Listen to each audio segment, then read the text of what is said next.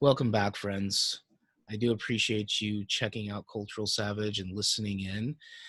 It is a pleasure to have you all with us. Today, I have the absolute joy of introducing Diana Butler Bass. She's a Ph.D. and an award-winning author, popular speaker, inspiring preacher, and one of America's most trusted commentators on religion and contemporary spirituality. She holds a doctorate in religious studies from Duke University and is the author of 10 books, including Grateful, The Transformative Power of Giving Thanks. She has commented on religion, politics, and culture in the media widely, including on CBS, CNN, PBS, NPR, CBC, Fox, Sirius XM, Time, Newsweek, Rolling Stone, and in multiple global news outlets. She and her husband live in Alexandria, Virginia, with their dog and their sometimes successful backyard garden. She is on Twitter at Diana Butler Bass, and we'll get to her Substack and website at the end of the interview. So, Diana, thank you so much for joining us. Oh, it's really nice to be here with you, Aaron. I wish I could send some of the rain that's outside of my office window to you in Portland right now. Oh, that would be fantastic. I moved up Yeah, here because I love rain, and it's been so dry this year. So, oh, goodness. my. Yeah, well, for people that may not know you, can you share a little bit of your story, kind of where you're at, how you got to where you are? Yeah, just a little bit about you. Oh, gosh. It's always so funny when someone asks you to tell their story because you wonder where to start. I think in some ways, um, the most exciting and also the most challenging thing right now in my life is that I recently turned 60. And that I can't even believe I can say that actually. To think that I've hung around here on Yeah. this beautiful, amazing planet for several decades now, and that I'm moving toward uh, certainly a place where there's many fewer years ahead than there are behind. So it's interesting in that way to be in a new spot, in the Hmm. life history timeline, as it were. But that means there's a lot Yes. that I could say. And I think in some ways the most significant part of my story is having been born a white woman in the middle of the 20th century, and Mm. having, in a sense, to navigate all of the changes of the last 6 decades, especially as they've had such a huge impact on the lives of women. I mean, I grew up in a world that was shaped so deeply by 19th century German patriarchy. I Mm. literally grew up in a kind of German clan in Baltimore City. And in the 1960s, my grandfather, who was only a second generation German immigrant, he still occasionally spoke German. Mm. And all of the sort of ideals of my family were from Europe and were incredible, hierarchical, very strict sorts of sense of what a family was and who women were supposed to be. Right. And so I can remember when I was a little girl, sitting around my grandfather's table, we all had to have Sunday afternoon dinner at my grandfather's house. And he would hold forth on what he thought the world was like. And Mm-hmm. among his many views is he thought that Black people needed to use the back door of the store that he owned, and that Hitler had been misunderstood, um, and that he was actually a really pretty good guy, and that women should never be educated past high school. And so I grew up in that. That was my first experience of the world, was in this incredibly closed, bigoted, um, anti feminist world. And I had to, in the last 6 decades, move from there to where I am now. And it's, I think we don't really always understand the kind of heroism that's been involved in the lives of people like myself, really, who seem kind of all normal and even successful, you know, on the face of it, an author and a person who travels the world and talks to big groups and all that sort of stuff. But it was an incredibly hard journey. And for me, it was really faith. It was really my sense of God's presence in my life. That was the guiding star, out of that restricted, violent place toward living a life of what I hope is really, truly generous humanity, toward all, and also a real passion for justice for the planet.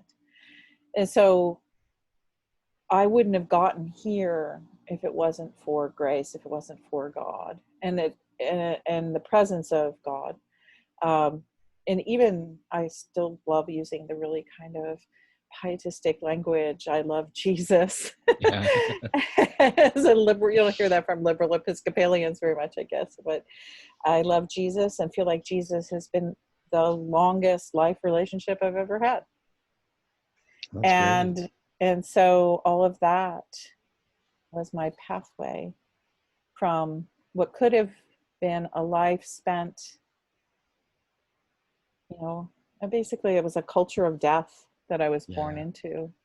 But some other wonderful, amazing things happened. So that's really, I think that's the fundamental story of my life, is the capacity to be able to move out of something that tried to kill me and my spirit when I was very young, towards being able to claim a real sense of who I am and my own voice, and to be able to link hands with my neighbors and say, you know, this is our lives, this is the world, and we can move forward in justice together.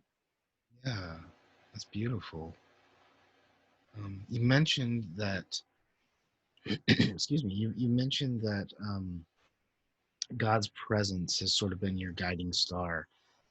I'm curious how that's embodied itself in your life. Because a lot of times we talk about God's presence, and I come from an evangelical background, and God's presence is sort of this bright, shining light around us, and kind of ethereal and fairy-like and mythological in a lot of ways. But I've come to believe that our physical self matters. So how has God's presence sort of manifested in the physical world, and how has it embodied itself to you over your journey?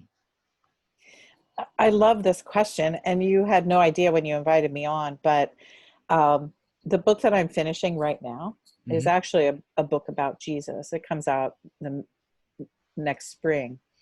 And in the project, I literally went back and tried to recall all of these moments in my earliest life when I first felt the presence of God.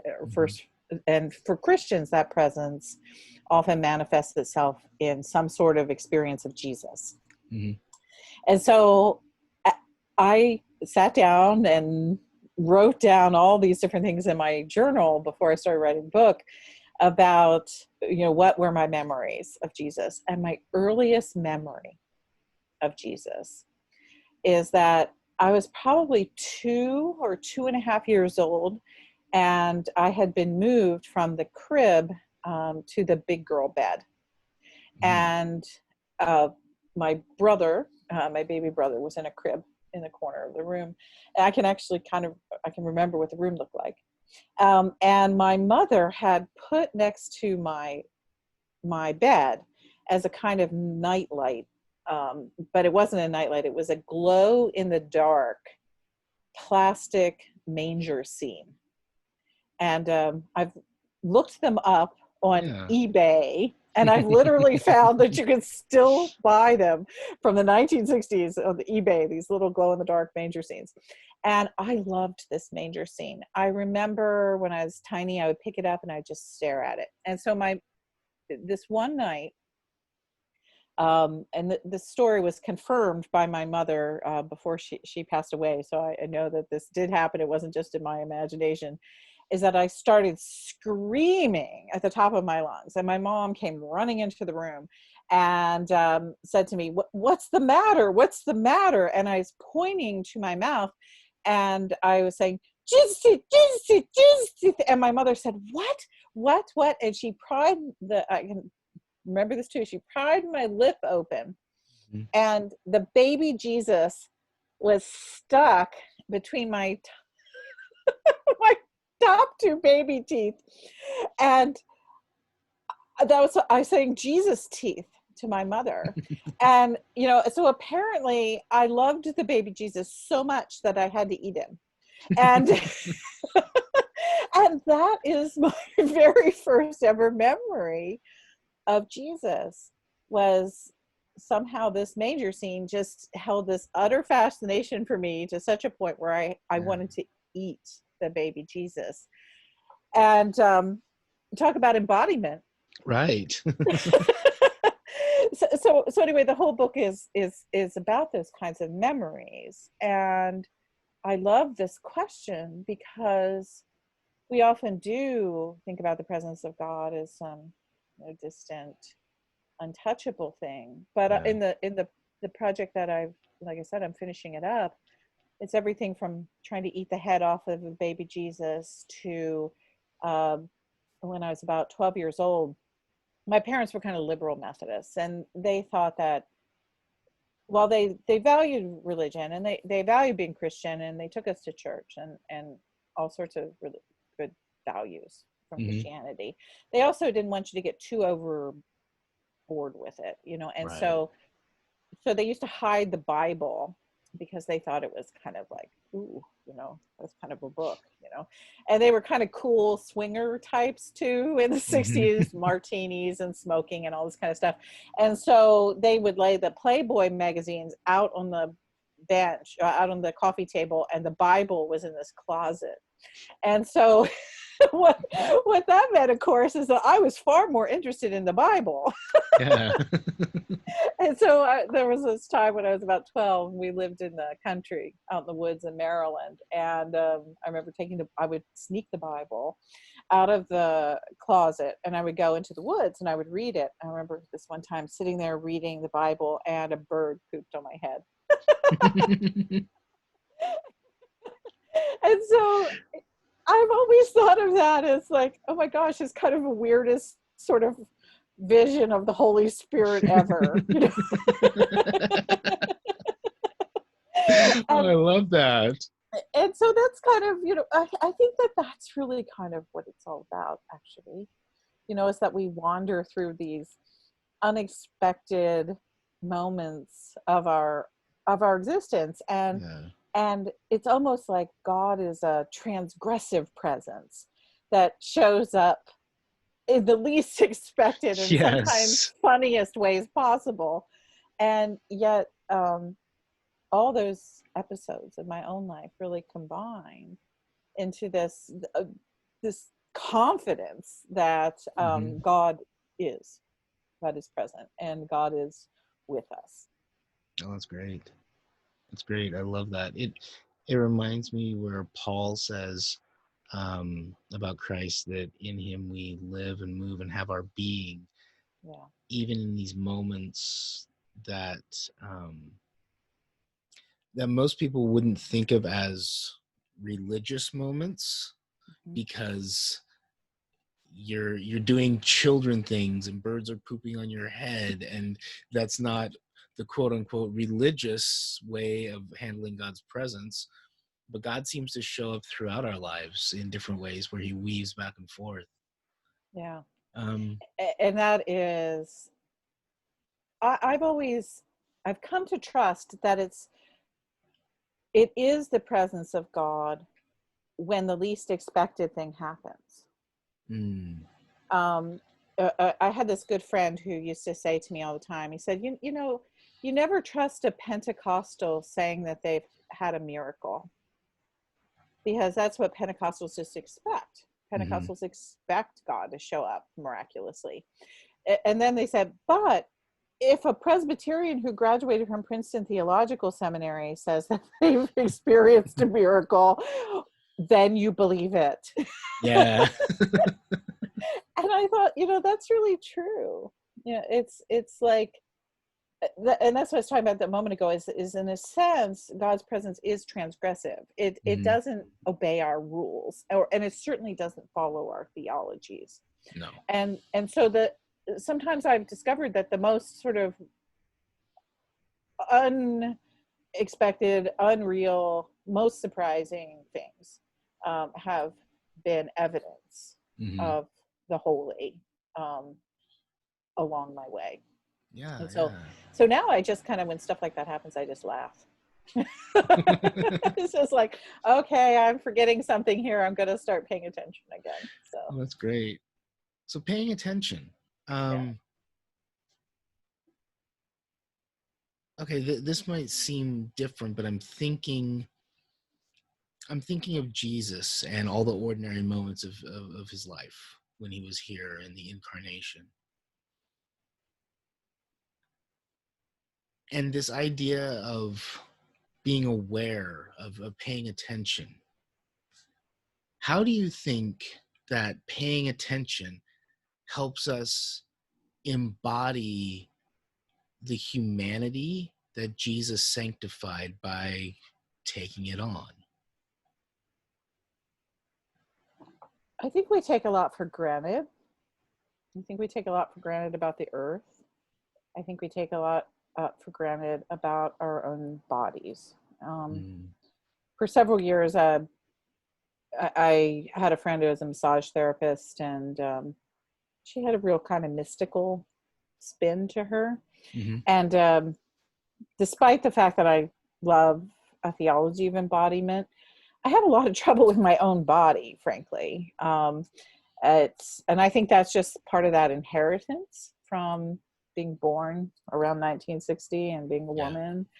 It's a very conflicted sense that we were given about our bodies. And so anyway, I've struggled a lot with my own physicality. And she taught me at one point. She said, Diana, you always say mean things about your own body. She said, you got to pull back and say, thank you, body. Mm. And I remember when she said this to me, it was like, oh my gosh, that just sounds crazy. But I've really tried to remember that.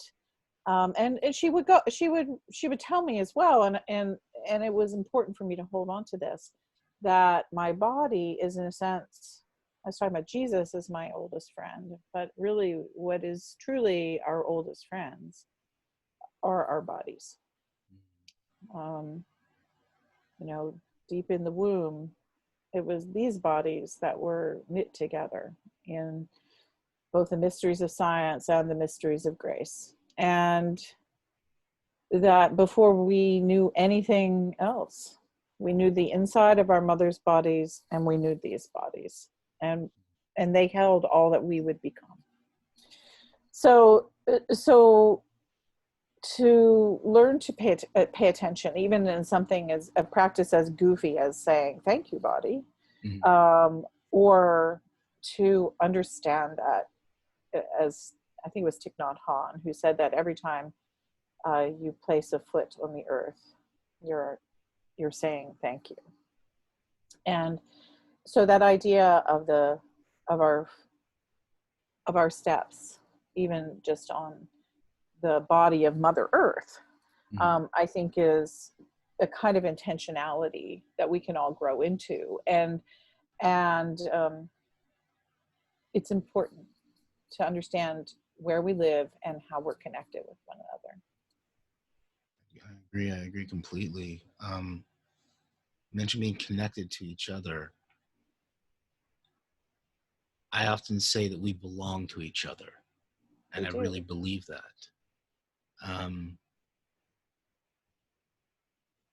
So that gets us to this topic of neighbor love. You know, love God with all your heart, love your neighbor as yourself. That's really abstract, though, and we can talk about like the specifics of how to love your neighbor. But what does it mean to have a body that interacts with other bodies in a way that holds our faith as holy without transcending it into, like, again, I go back to my evangelical roots, and faith was this unembodied thing of, I also was kind of charismatic, so faith was the magic word. You know, you have faith and magic things happen. And I'm just thinking, like, between two people, like between you and I, between you and your physical neighbor when we're not social distancing, all of these things, how does faith come into play in a real touchable way? Well, that's the challenge of it, isn't it? I mean, you know, and I think to step back for a moment and just be more theological for a second. So I grew up in liberal Methodism, and then I spent almost 2 decades of my life journeying through evangelicalism. From about the time I was 14, when I started attending an evangelical church with friends in Arizona, where my parents moved after we lived in the woods in Maryland, up until my early 30s. And so I know the evangelical world really well. And then I shifted theologically and liturgically. For many decades now, I've been an Episcopalian. And one of the things I appreciate the most about the Episcopal Church, which is part of what's called the Anglican tradition, is its emphasis on the idea of the incarnation. The case has been made over and over and over again that Anglicanism, one, is not a terribly theological tradition. It's more of a prayer tradition. But when it is theological, it has emphasized the hominess of God's presence. And that is, here we have this God who becomes embodied, that God is born among us. And if you think about, especially in the English-speaking world, Christmas and the way we go crazy over Christmas, we got some of that from the German Lutherans, but we got an awful lot of it also from just English Anglican tradition. And the hymns that are written and that people sing, the Christmas carols that people sing, really celebrate that, you know, the baby Jesus and the presence of God in the world. And so that's very much the theology of Anglicanism. And I can remember it was about maybe 10 years ago. I think it was about 10 years ago, right about the time I turned 50. I was working on a book then called Grounded. And that's actually about finding God in neighbor and in nature. And so while I was working on that project, it occurred to me that here, you know, I've been in church so much. And I have heard pretty much like everybody else. I can't even count how many sermons I've heard on the resurrection. You know, and the resurrection is, you know, frankly, something that people say, oh yes, I believe XYZ about the resurrection, but there's nothing provable about any of it. And it's all a big giant faith statement. And it's pretty wild stuff, you know, if we really stop and think about it. And yet when I was sort of comparing this in my own mind, I realized I had heard very few sermons about the incarnation. Mm. The only time you ever hear sermons about the incarnation is mostly at Christmas time. And Yeah. if you're anything like me, spending years in evangelicalism, I've been in churches around Christmas, evangelical churches at Christmas time, who literally the sermon is, Jesus was born so that he could die and be raised again. Right. They jumped to Good Friday. Yeah. Yeah, and then right to Easter Sunday. And I remember sitting there thinking, can't we celebrate Christmas just for a minute, rather than jumping ahead to Easter? And so that really kind of put me in a mood, as a writer. It was Yeah. like, wait a second, what if we took the incarnation as seriously as we took the resurrection? What would um, what would my prayer life look like? What would the world look like to me? Yeah. And that really became sort of the theological impetus in which I started, which I wrote that book, Mm-hmm. was rethinking the order of things. Yeah. And another piece of inspiration for reclaiming the incarnation actually came to me through a friend of mine who's a rabbi, because we were just in a conversation one day. I can't remember what we were talking about, except that he made some comment about how all the Christians he knew were so wrapped up about the book of Revelation. Mm. And he said, I don't understand that. And I said, well, why don't you understand it? And he says, well, if you're a Jew, what comes at the beginning of the story is the most important thing, not what comes at the end. Mm. And I sat there and I thought to myself, oh my gosh, well, Jesus was Jewish. Yeah. And what came at the beginning, and the writers of almost all the New Testament were Jewish. And Yeah. so what comes at the beginning of that story? And the beginning, oh my gosh, the beginnings of all of those stories are astonishing. And yet Christians get fixated on, he rose again, and then he was ascended into heaven, and all this sort of stuff that becomes the, Jesus in glory, and Right. things that are almost unimaginable to us. We can't even, it's hard to bend our minds around them, much less to think about them in terms of history or science in the way that modern people do. But yet the beginning of the story,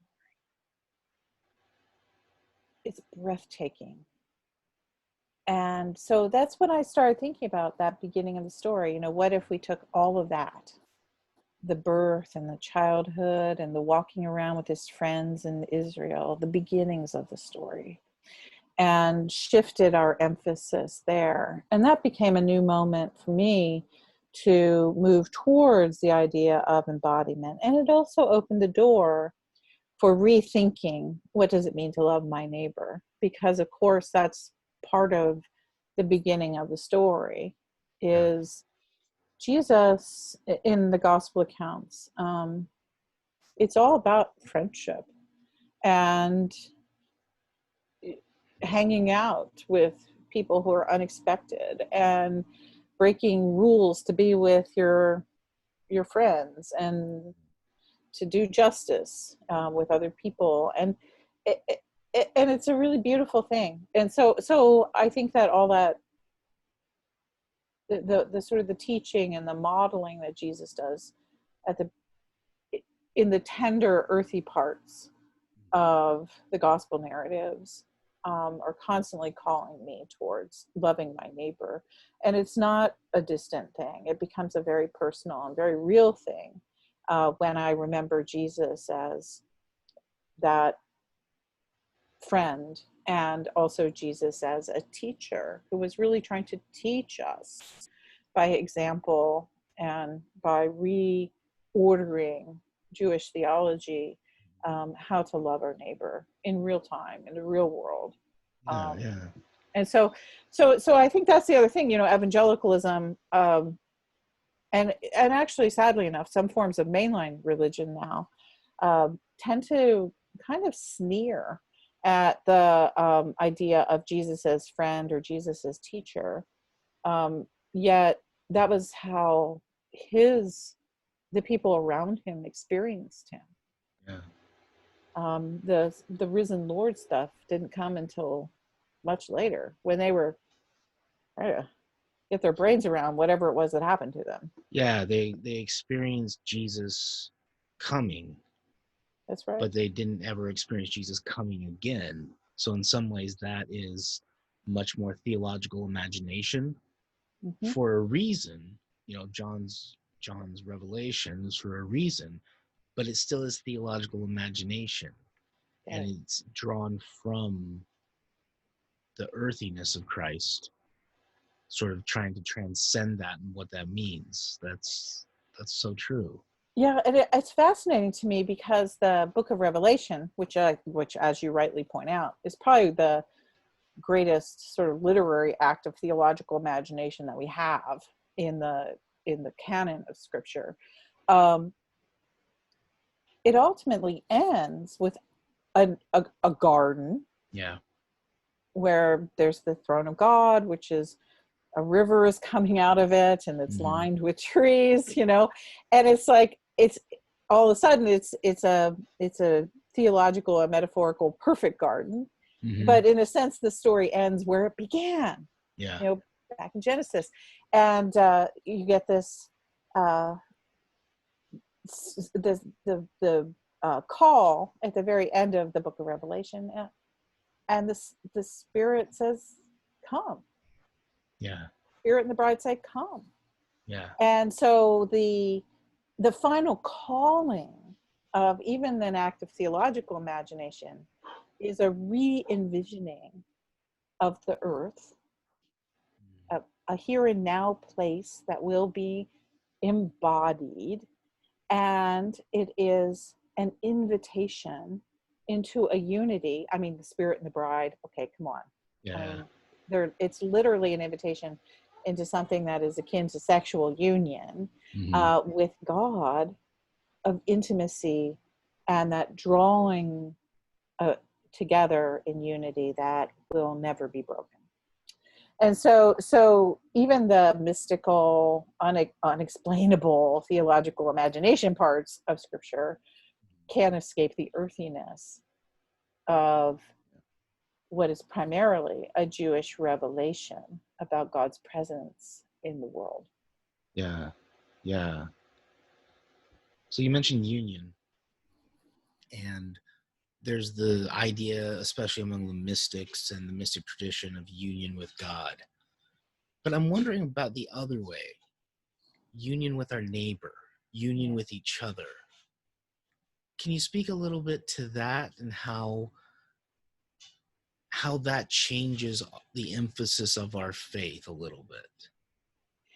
Well, just this past year, the most influential book that I've read, I talked about a couple books I wrote, but I read a lot. And the most influential book I think I've read, and maybe in the last 5 years, is a book called The Forgotten Creed Mm-hmm. by Stephen Patterson, who teaches New Testament out there in Oregon.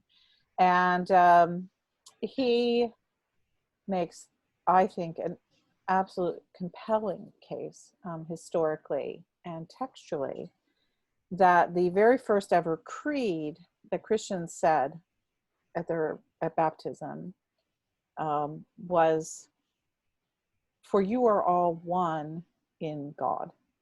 There is neither Jew nor Greek, slave nor free, male and female, for you are all one in the Spirit." Mm. And so the case that he argues is that if anybody who is listening to us knows Scripture, they know that that's actually a very famous verse in Paul, Galatians Right, 3:28. right. And what the case that Stephen Patterson makes is that Paul didn't write that verse. Paul borrowed that verse. And so what that verse was really from some sort of baptismal liturgy Mm-hmm. that the church had in its very first ever um, years. Mm-hmm. And so what he unpacks is that the first theology, the first creed, the first statement of faith, as it were, of the Christian community was not something that was about God, or it wasn't about Jesus and who Jesus was and whether Jesus was human, divine, all that kind of stuff that we think of as being creedal. But instead, it was a statement of human solidarity. Mm. And that when Jesus came into the world, that was the primary message that he was sharing, and that it was the peace that the church understood, the earliest church understood to be the core of their identity. That Jesus had come into the world and Jesus had broken down the boundaries of race, neither Jew nor Greek, the boundaries of class, neither slave nor free, and the boundaries of gender, neither male nor female. Mm-hmm. For you are all one in God's spirit. And he makes the case that that was the original form of it, the in God's spirit form. Mm-hmm. And so, when I read that, one, I was thrilled, because Galatians 3:28 could almost be seen as being my life verse. When Sure. you come from the 19th century Germany and you wind up where I am, you have to have some biblical helps along the way. Galatians 3:28 was a great verse for me to learn. And so I love that verse. But it's also, it makes so much sense. It does. It makes just enormous sense of what you read in the New Testament, is because Jesus is constantly breaking barriers of race, class, and gender. And many of the parables, in particular, are stories where Jesus is violating one or more of those boundaries and calling out from behind those boundaries a new community. And the new community is a community that is baptized, as it were, with the baptism of Christ. Talked about the baptism of fire. You get a lot of that in the Gospels, but you also have a community which is very clearly called to gather at the feast. Mm-hmm. It's a community that's drawn around a table. Yeah. And so in a world, the ancient Roman world, which was defined by the strictest of all hierarchies, by even more violent distinction than my childhood world around my grandfather's dinner table, Jesus comes into that world and proclaims that something else entirely makes us human. And that becomes Jesus' political and social message, of course.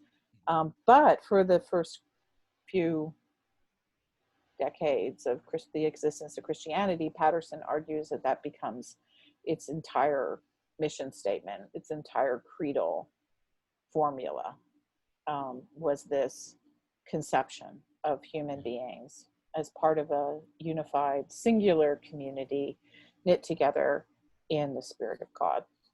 And so,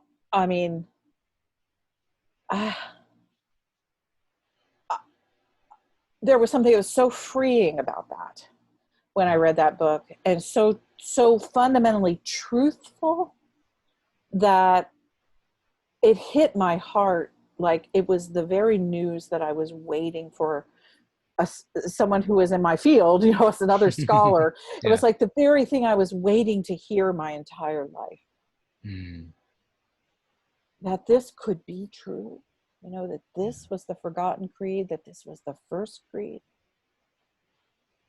And I think it is true. Yeah. It's true. I do too, from that book. I read it and I'm completely convinced. That's one reason that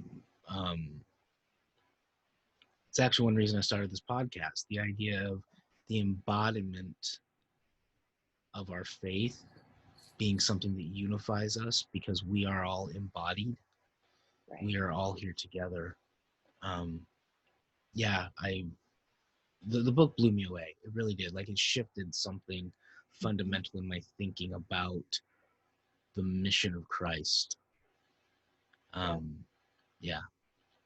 So let me ask you my favorite question to ask. But I was going to say, just real quick. Go ahead. Yeah, go ahead. I'm so glad you had that reaction. You know, I just literally, you know, that was such my reaction too. And it Yeah. doesn't, you know, it doesn't dismiss that other stuff. It doesn't say that all that other speculation is unimportant or irrelevant.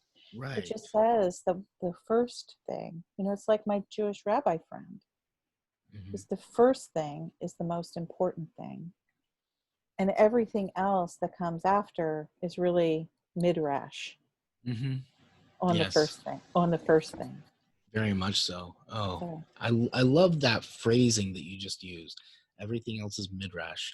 Yes, because it's all. Yeah, I agree.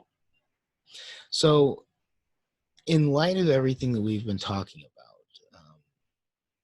where you've come from, the embodiment of faith, unity, just all of this, what does this do to your articulation of the gospel?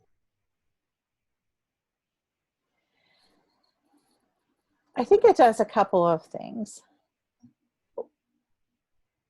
One is that I have focused more, and this is happening even while we speak, um, on deeds, is that our articulation of the gospel, and this is terrible for a writer to say.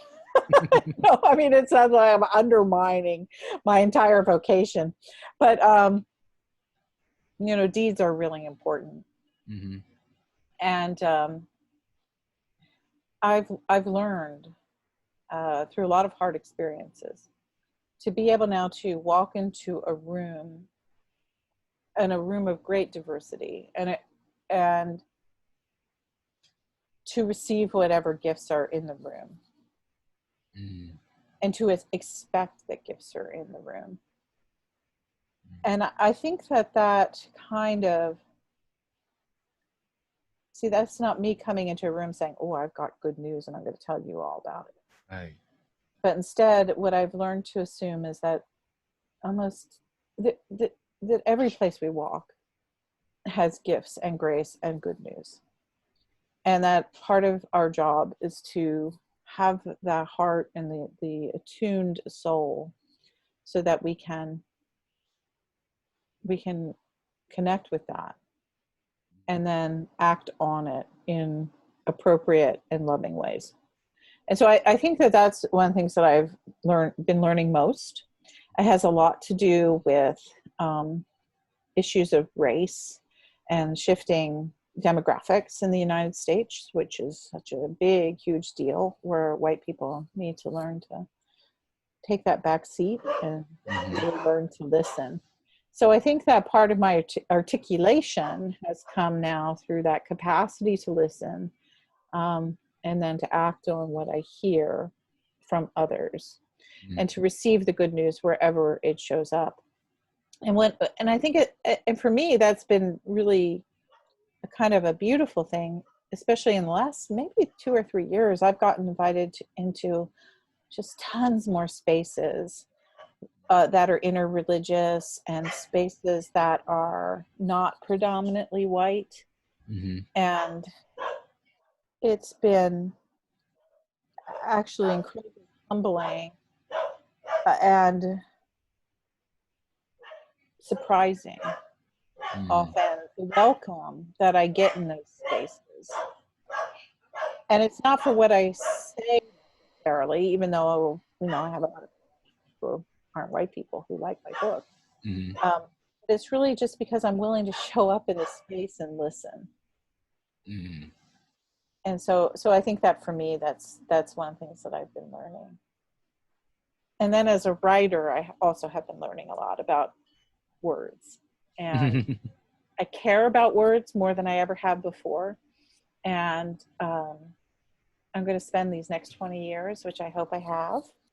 You know, I'd like to be around in my 80s. Yeah. I I want what I write to be ever more lyrical and ever more beautiful. And I somehow, I'm more careful Mm-hmm. with words. And I want those words to come as close to the word as they possibly can. And that's a kind of a new vision of embodiment for me as a writer. Yeah. Is that all of our words embody the word. And so I'm striving towards that with craft and poetry and lyricism and honesty and authenticity and all of the things that are part of the writer's toolkit. Things that I have done well enough, I feel like, to get to the point where I am now in my own career, but things that I know, you know, being a writer, it never ends. Which, I mean, Very true. I mean, it really doesn't. Although I do have some writer friends who have gotten Alzheimer's, and that's a real struggle when that happens. Yeah. But as long as, you know, my faculties are in place and that I have the life and the gift, I want to grow in the word and with the word. I love And that. that's embodiment. That's embodiment. Oh, it is completely. I love that. I'm a writer too, and I totally get it. Okay. I love what you said. You want your words to be as close to the word as possible. That's, yes. I'm adopting that as my prayer now. So, Well, beautiful. well, Diana, thank you so much for joining me. I really appreciate it. If people want to connect with you, on Twitter, you are at Diana Butler Bass. You have a Substack, which is fantastic. DianaButlerBass.substack.com. And of course, your website, DianaButlerBass.com. I really recommend the Substack. You know, you've got some really beautiful things in there. I can hear the lyricism, but also the Good. wisdom in there. So I really appreciate it. That's where I'm practicing these days with new things that I'm thinking about, new ways of writing. So I'm so glad you like it. I'm really loving it. You know, it's a platform where there are no trolls and no ads. I mean, honest Yes. to goodness, I'm in love with the Substack people for inventing this, and it's such a gift to us as writers. So glad you Fantastic. like it. Yes, I do. Fantastic. Well, thank you so much. I will let you get on with your day. You have been an absolute joy, though. Thank you so much for your words. No, it's really nice to meet you face to face Yes, through the Zoom, Aaron.